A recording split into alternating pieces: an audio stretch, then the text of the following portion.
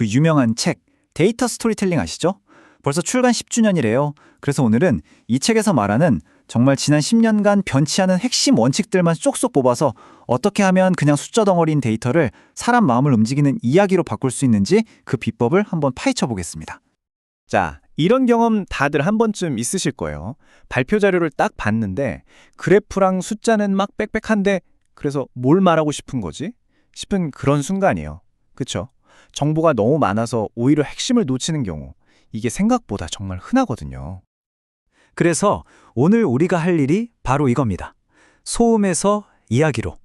이 정신없이 얽혀있는 데이터, 이 소음 속에서 정말 보석 같은 이야기를 캐내는 거죠. 자, 그럼 그 첫 걸음부터 같이 떼어볼까요? 자, 첫 번째 파트입니다. 시각적 명료함 만들기. 뭐든지 기본기가 중요하잖아요.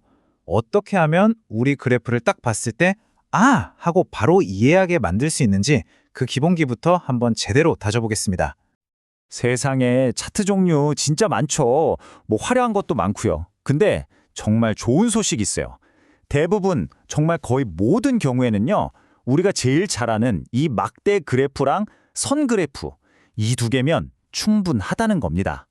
왜냐고요? 이게 제일 익숙하고 보자마자 딱 이해가 되니까요. 자, 예시를 한번 보죠. 딱 봐도 뭔가 복잡하죠? 월별 티켓 처리량을 보여주는 흔히 볼 수 있는 그런 막대 그래프인데요. 정보는 다 들어있는데 이걸 보고 뭘 바로 알 수 있나요? 좀 어렵죠. 바로 이런 게 우리가 말하고 싶은 걸 방해하는 시각적 소음이라는 겁니다.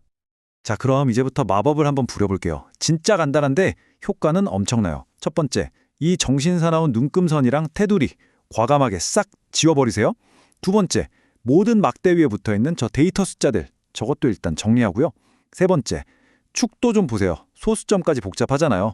이것도 단순하게. 그리고 네 번째, 이 막대들을 추세를 보여주는 선으로 바꿔보는 거예요. 마지막으로 저기 구석에 있는 법료 대신에 선 옆에다가 바로 이름을 써주는 거죠. 어때요? 한 단계 한 단계 거칠 때마다 머릿속에 얼마나 깔끔해지는지 한번 느껴보세요. 자, 결과물입니다. 어떠세요? 와, 진짜 완전히 다른 그래프가 됐죠? 불필요한 것들을 싹 걷어내니까 드디어 데이터가 주인공처럼 딱 보이잖아요.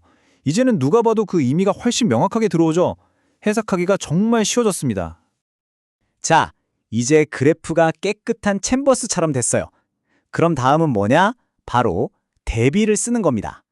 이건 마치 감독이 자, 여기를 보세요 하고 스포트라이트를 비추는 것과 같아요. 내가 강조하고 싶은 데이터는 확 튀는 색으로 칠하고 나머지는 그냥 회색으로 싹 죽여서 배경으로 만들어버리는 거죠. 여기에다가 중요한 선은 좀 더 굵게 만들고 제목에다가 이 그래프의 핵심은 이겁니다 하고 딱 써주면 게임 끝이죠. 좋습니다. 이제 파트 2로 넘어갈게요. 설득력 있는 내러티브 구축하기. 이제 보기 좋은 캔버스는 만들었으니까 여기에 진짜 의미랑 이야기를 입혀줄 차례입니다. 데이터에 영혼을 불어넣는 작업이라고 할 수 있죠.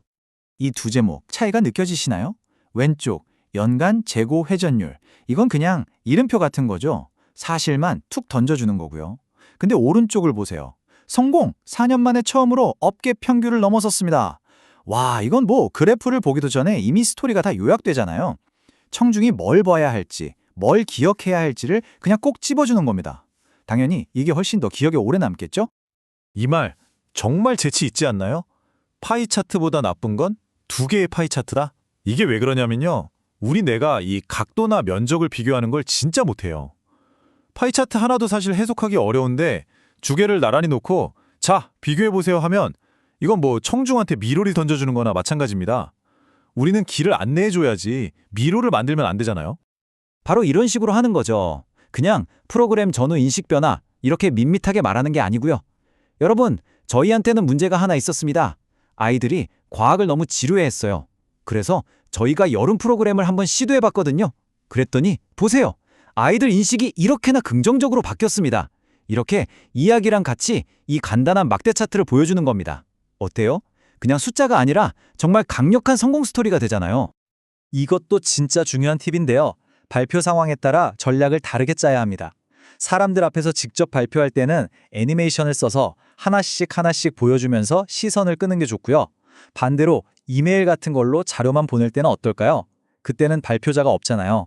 그러니까 보는 사람이 혼자서도 모든 스토리를 이해할 수 있도록 아주 친절하게 주석을 달아주는 게 핵심입니다.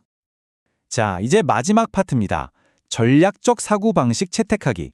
지금까지는 어떻게 보여줄지에 대한 기술적인 얘기였다면 이제는 누구에게, 무엇을 위해 소통할 것인가, 이 근본적인 전략에 대해 이야기해볼 시간입니다. 이 예시가 정말 기가 막힙니다. 보세요.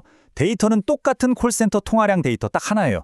그런데 이걸 누구한테 보여주느냐에 따라 이야기가 완전히 달라져요. 현장 인력 관리자한테는 언제 사람이 제일 필요한지가 중요하니까 점심이랑 오후 피크 타임에 인력을 집중하세요 라고 말해야겠죠? 근데 인사팀은 어때요? 직원들 복지나 휴가가 관심사잖아요. 그러니까 통화량 제일 적은 금요일에 팀 행사나 휴가를 쓰게 합시다. 이렇게 말하는 거죠. 바로 이겁니다. 내 데이터가 아니라 청중의 필요에 맞춰서 이야기를 만드는 것. 이게 바로 전략의 핵심이에요. 여기서 약간 의외의 팁을 하나 드릴게요. 최고의 전략은요. 일단 컴퓨터를 끄는 겁니다. 진짜예요. 파워포인트부터 열지 마시고요. 그냥 펜이랑 종이, 포스트잇 같은 걸 꺼내세요. 그리고 곰곰이 생각해 보는 거예요. 내 얘기를 듣는 사람이 누구지? 내가 진짜 하고 싶은 말이 뭐지? 이걸 손으로 직접 써보는 거죠. 그리고 그걸 보면서 혼자 소리내서 한번 설명해 보세요. 그러면 막 흩어져 있던 생각들이 신기하게 딱 정리가 됩니다. 이 문장은 정말 가슴에 새겨야 합니다. 어떤 행동을 이끌어낼지 알 수 없다면 애초에 소통할 필요가 있는지부터 의심해 봐야 한다. 결국 우리가 데이터를 보여주는 궁극적인 이유가 뭘까요? 그냥 그렇구나 하고 끝나는 게 아니잖아요. 이 데이터를 본 사람이 어떤 결정을 내리거나 어떤 행동을 하도록 만드는 것. 그게 진짜 목표가 되어야 한다는 거죠. 자, 이제 거의 다 왔습니다. 오늘 이야기한 내용들을 여러분이 바로 써먹을 수 있도록 핵심만 딱 정리한 데이터 스토리텔링 플레이북으로 마무리하겠습니다. 핵심은 딱 이 세 가지 기둥입니다. 꼭 기억하세요. 첫째, 명료함. 군더더기는 싹 빼고 데이터 자체에 집중하게 만드세요. 둘째, 내러티브. 그냥 숫자가 아니라 의미 있는 이야기로 만드세요. 그리고 마지막, 셋째, 전략. 누구에게 말하는지 정확히 알고 그래서 뭘 해야 하는지 행동을 제안하세요. 자, 이제 여러분 차례입니다. 오늘 제가 말씀드린 것들 당장 여러분의 데이터에 한번 적용해 보세요. 여러분의 책상 서랍 속에 잠자고 있는 그 데이터는 과연 어떤 놀라운 이야기를 들려주고 싶어 할까요?